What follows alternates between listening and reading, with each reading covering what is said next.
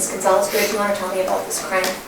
I want to say good morning first, and I do want to start off by sending my condolences to Anita for the loss of her family,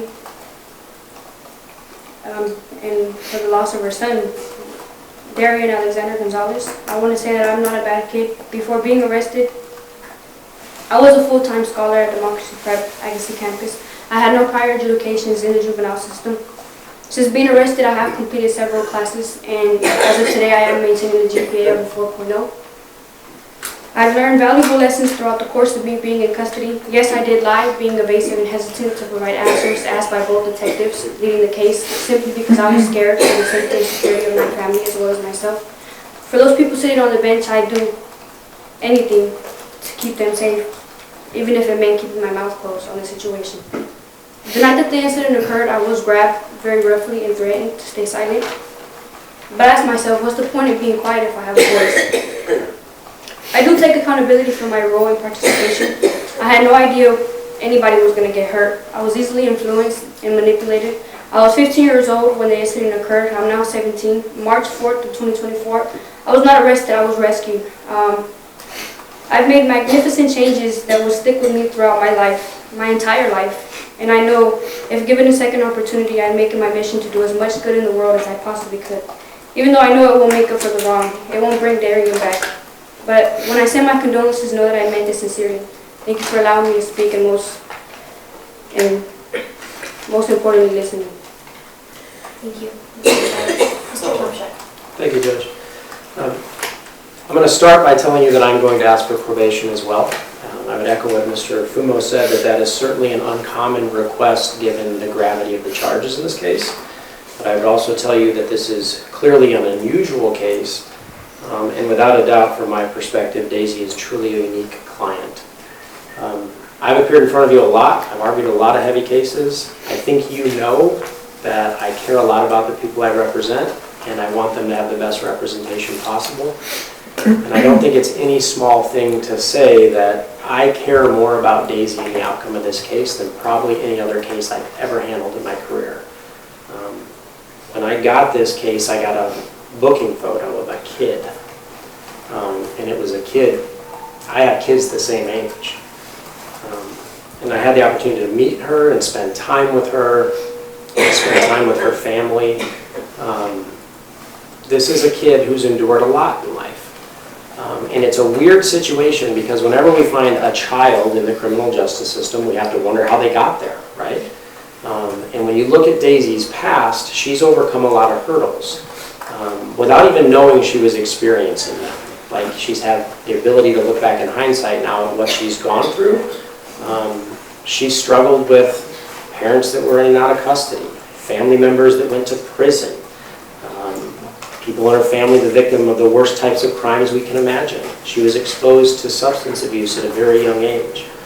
Her mother had a problem with addiction. And I will tell the court that this is one of those rare circumstances where I think this arrest and confrontation with the criminal justice system is the best thing that could ever happen to not only Daisy, but her entire family. She's got a lot of family here today. If you're here for Daisy, raise your hand.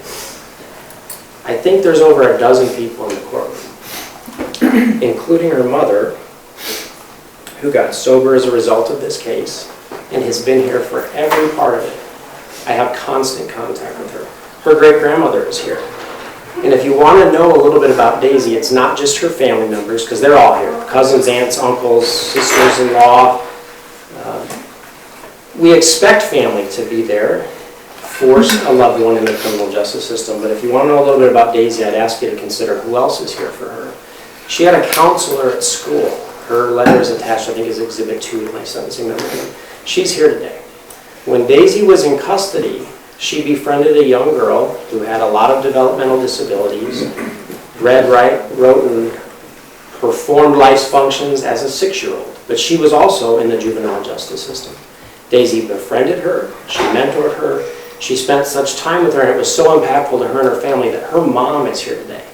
I would suggest that that probably will never happen again in your career as you sit here on the bench. When confronted with what happened in this case, I want you to consider how Daisy got there, first of all. Because She's not a planner of the robbery. She's not a participant in the violence. She had no clue violence was going to happen that night. And when she first went to Darian's house, she had no clue he was going to be robbed.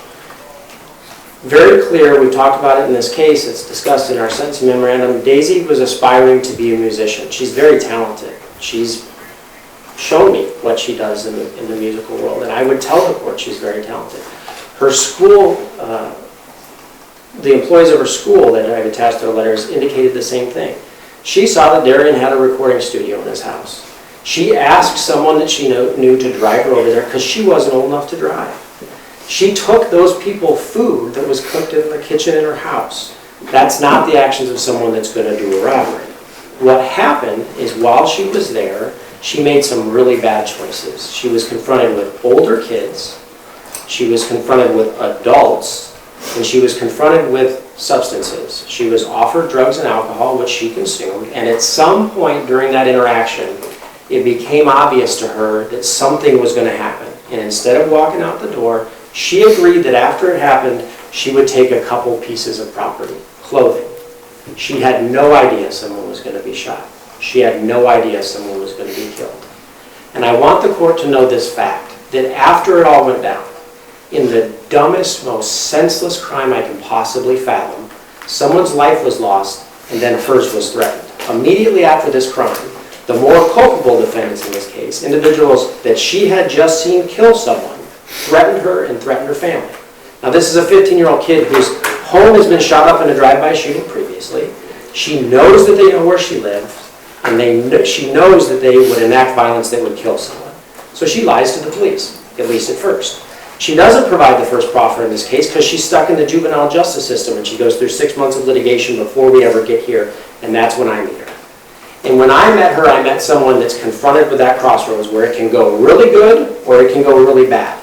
And if we're to sit down and write down on paper what we want a defendant to do when confronted with the criminal justice system like Daisy was, she did everything right. She poured herself into schooling. She's got 19 credit hours with a perfect GPA. She's taking college-level courses. I will tell you, when she gets out, she will go to college. I've had so many conversations with Daisy, personal conversations about what she wants to do in the future. She's been impactful not only in my life, but the life of her family. My investigator's here in the courtroom today. He never comes to court. He's been sitting here all morning. The reason that those things happen is because of what Daisy's chosen to do. And I know from the conversations I've had with her that if she's given an opportunity at probation, you will not see her again. And I believe in her more than I believe in anybody I've ever stood up and advocated before. When I put my sentencing memorandum together, it occurred to me that the defendant that she's most closely aligned with is Ms. Dennis. Ms. Dennis was involved in the robbery implication a little bit before and in fact invited my client into it. My client agreed. But here's the difference in those two individuals. Daisy spent 500 days in custody as a teenager. I mean, think about that. In the scope of her life, she spent 20% of it in diapers, she spent 10% of it in custody. Like, the majority of her life has been as an infant, or in this case. She has an opportunity for this court to give her a chance. You can hang whatever you want over her head, and you can tell her, you earned this one chance. If you screw it up, you're going to walk right out that door and go to prison. I can tell you that prison for this child is not going to solve anything. But probation allows her to stay on the right path, where she can continue to make good choices, where she can continue to be a positive impact in the people that she encounters in her life. And I know she won't be back here. I care a lot about her and the outcome of this case, and I believe in my heart of hearts the appropriate sentence for her is probation. Thank you, Mr. Township.